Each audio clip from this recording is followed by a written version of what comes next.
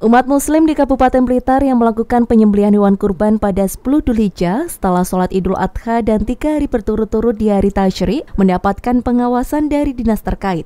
Pengawasan dilakukan oleh petugas aparat TNI dan Polri ini dilakukan untuk memastikan hewan yang akan disembelih dalam kondisi sehat, yakni tidak terjangkit wabah PMK yang kini sedang marak di masyarakat.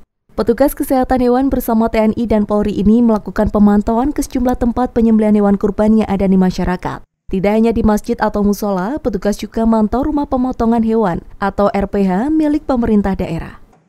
Selain memeriksa kesehatan hewan yang masih hidup, sebelum disembelih, petugas hewan juga memeriksa bagian daging hewan kurban.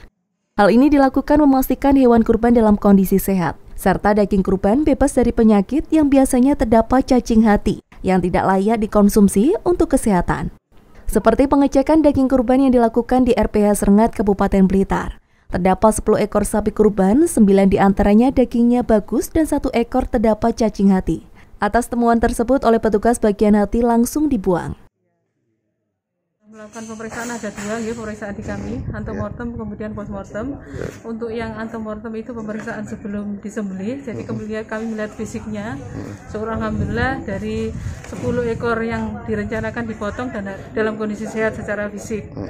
Yang postmortem dari 10 ekor itu ada 1 ekor yang hatinya memang harus kita kita musnahkan karena ada cacing hati vaskular hepatika.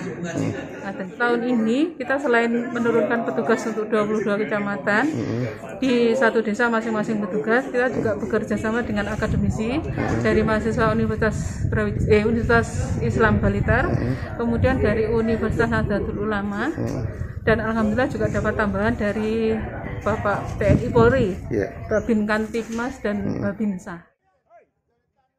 Ana juga menambahkan pemantauan terhadap hewan ternak akan terus dilakukan di masyarakat. Kondisi ini dilakukan seiring wabah PMK yang hingga kini sepenuhnya belum bisa dikendalikan.